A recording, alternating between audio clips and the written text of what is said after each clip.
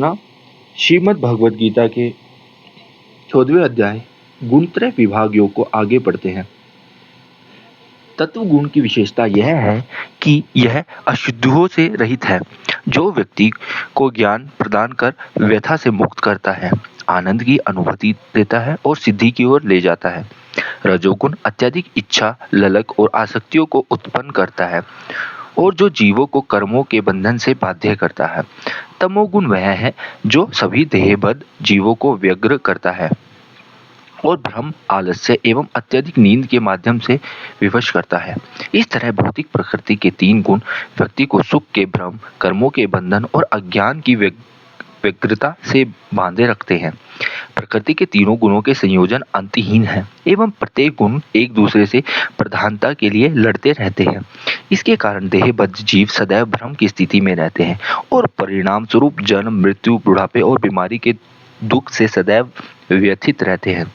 जब ज्ञान का प्रकाश शरीर की सभी इंद्रियों को प्रकाशित करता है तो यह समझ जाना चाहिए कि सत्व गुण सबसे अधिक प्रबल है।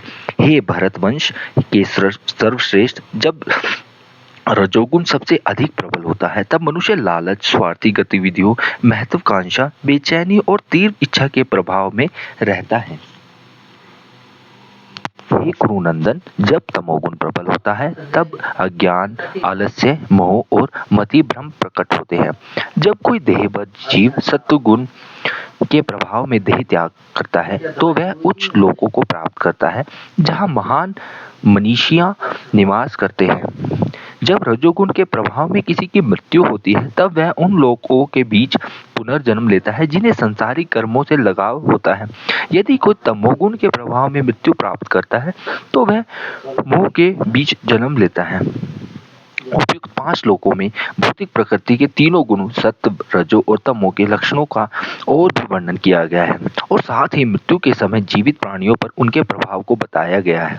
जब किसी की मृत्यु सत्व गुण के प्रभाव में होती है तब वह ज्ञान से प्रकाशित होकर उन उच्च लोकों को प्राप्त करता है जहाँ मनुष्य निवास करते हैं। जब किसी की मृत्यु रजोगुण के प्रभाव में होती है, जिसके लक्षण लालच, स्वार्थी गतिविधियां, महत्वाकांक्षा, बेचैनी और तीव्र इच्छाएं होती है, तब वह उन लोगों के बीच पुनर्जन्म लेता है जो सांसारिक गतिविधियों से लगाव रखते हैं। और जब मनुष्य में सबसे दुर्भाग्यशालियों की मृत्यु तमोगुण में होती है, जिसके लक्षण है अज्ञानता, आलस्य, मोह और भ्रम, तब वे सब असभ्य लोगों के गर्भ में या इससे भी बदतर कुत्ते, बिल्लियां या लड़ू जानवर बनकर जन्म लेते हैं। यह कहा गया है कि सात्विक कर्मों का फल निर्मलता है, राजसिक कर्मों का परिणाम दुख है और तामसिक कर्मों का परिणाम अज्ञान है।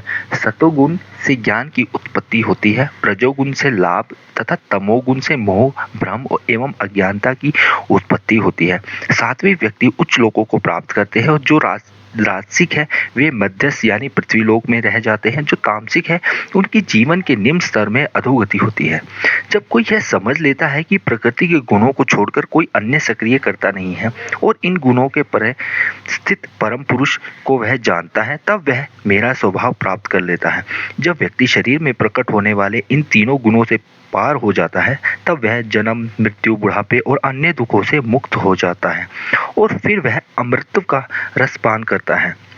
प्रकृति के भौतिक गुणों के भ्रम और उसके प्रभाव से बचना या उस पर काबू पाना अत्यंत ही मुश्किल है, लेकिन यह तब संभव होता है जब कोई व्यक्ति भगवत गीता के ज्ञान की साधना करता है और स्वयं को भक्ति योग की प्रक्रिया में निष्ठापूर्वक निमग्न करता है।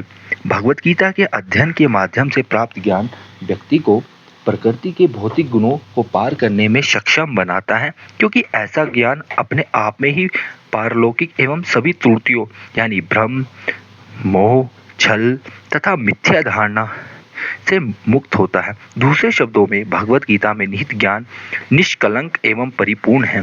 भगवान श्री कृष्ण यह वचन देते हैं कि जो भी प्रकृति के भौतिक गुणों को पार करे वह जन्म, मृत्यु, बुढ़ापे और व्याधियों से मुक्त हो जाएगा और अमृत का रस पान करेगा। ईशोपनिषद में भी इसकी इस तरह से पुष्टि की गई है। हरे कृष्णा।